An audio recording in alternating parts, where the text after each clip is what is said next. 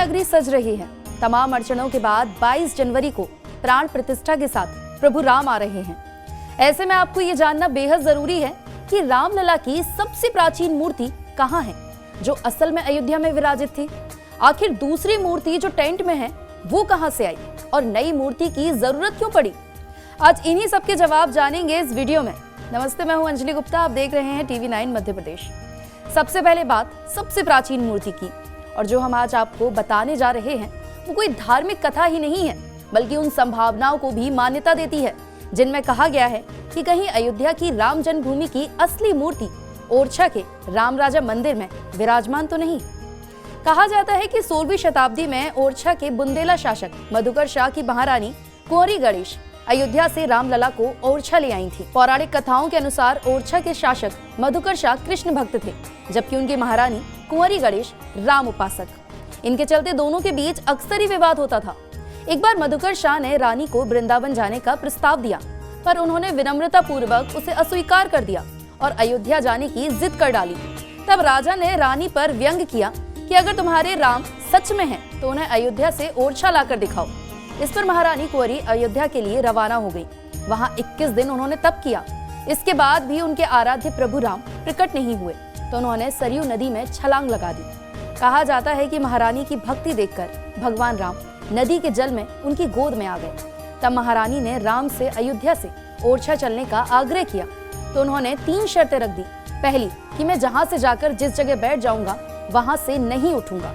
दूसरी, ओरछा के राजा के रूप में विराजित होने के बाद किसी दूसरे की सत्ता नहीं रहेगी। और तीसरी और आखिरी शर्त कि महारानी को पूरे रास्ते पैदल चलकर उनको ले जाना होगा। महारानी ने ये तीनों शर्तें स्वीकार कर ली। इसके बाद ही राम राजा ओरछा आ गए। तब से भगवान राम यहाँ राजा के रूप में विराजमान है। राम के अयोध्या और ओरछा दोनों ही जगहों पर रहने की बात कहता एक दोहा आज भी राम राजा मंदिर में लिखा है कि राम राजा सरकार के 2 निवास हैं, खास दिवस ओरछा रहत है, रैन अयोध्या वास। ओरछा के प्रभु राम पर एक और बात प्रचलित है। कहा जाता है कि 16वीं सदी में जिस समय भारत में विदेशी आक्रांता मंदिर और मूर्तियों को तोड़ रहे थे, तब अयोध्या के संतों ने जन्मभूमि में विराजमान श्री राम के विग्रह को जल समाधि देकर बालू में दबा दिया था। यही प्रतिमा रानी कुंवरी गणेश ओरछा लेकर आई थी। आप जब भी ओरछा में राम राजा सरकार जाएंगे, एक विशाल मंदिर दिखाई देगा, लेकिन भगवान राम यहाँ विराजित न होकर सामने वाले दूसरे मंदिर में हैं। उसका कारण भगवान की पहली शर्त है।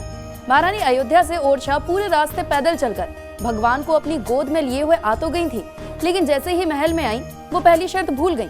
भगवान राम के लिए भव्य मंदिर निर्माण शुरू हो गया। तब तक महारानी ने महल के सबसे पवित्र स्थान यानी कि अपने रसोई घर में भगवान को विराजित कर दिया और शर्त के मुताबिक भगवान वहीं बस गए।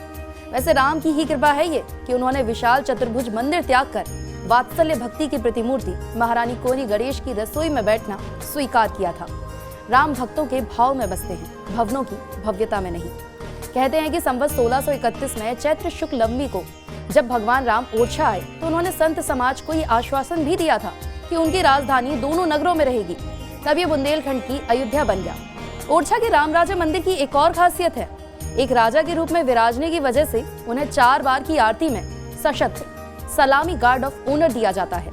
ओरछा नगर के परिसर में ये गार्ड ऑफ ऑनर राम राजा के अलावा देश के किसी भी वीवीआईपी को नहीं दिया जाता, यहाँ तक कि प्रधानमंत्री और राष्ट्रपति तक को भी नहीं।